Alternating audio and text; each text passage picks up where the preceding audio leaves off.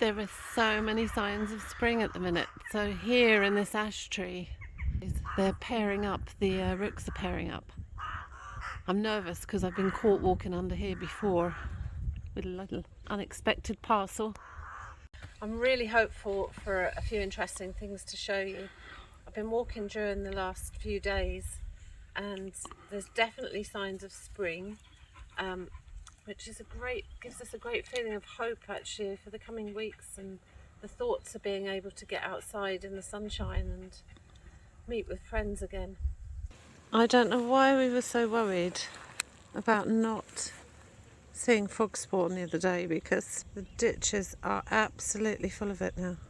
They like to lay in still water where there's something for them to eat nearby. They won't lay in running water.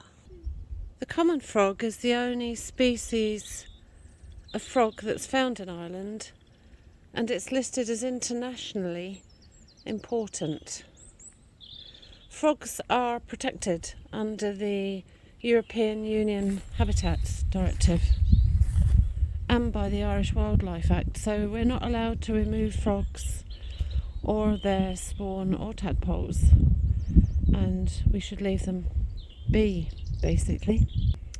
Frogs are amphibians, so they survive in the winter on land, tucked away somewhere nice and snug. But when they're in the water, they breathe through their skin. But their colourful patterns help to disguise them from any of their enemies.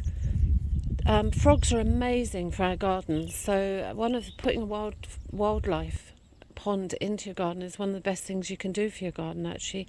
No point putting goldfish in it, because the goldfish will eat any of the tadpoles.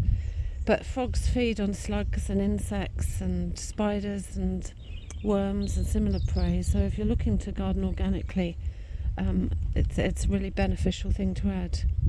We usually see them here around about Valentine's Day, or we see the first signs of frog spawn. I don't know why I was panicking. It was only a couple of days late.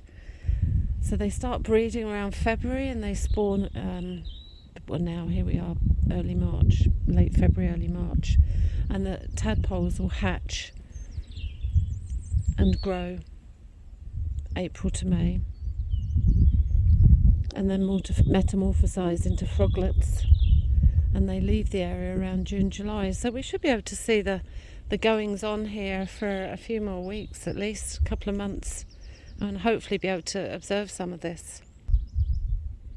The females lay over 2,000 black eggs, and the eggs are fertilised immediately once the males have released their sperm.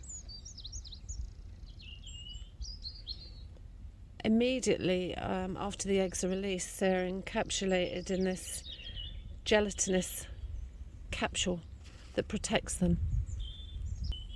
The males and females return to the same pond every year to mate, and it takes around about 10 to 20 days for the eggs to develop into tadpoles, and when they hatch they digest the jelly that surrounds them. Frogs can live for 7 to 8 years if they're undisturbed, so a good healthy lifespan for a little creature. You might like to get involved in the IPCC Hoppit frog survey, where they're asking people to record any activity.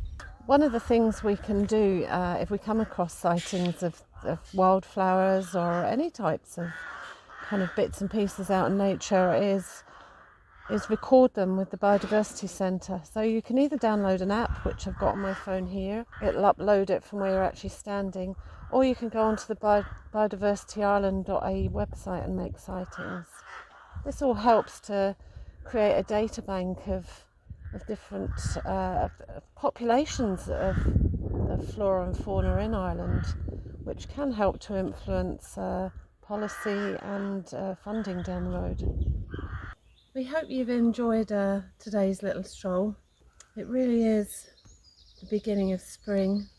You can hear the birds, lovely blue sky, and just the starting of some different buds. And we hope it will give you an opportunity to have a look and see what's happening in your area as you're out on your walks.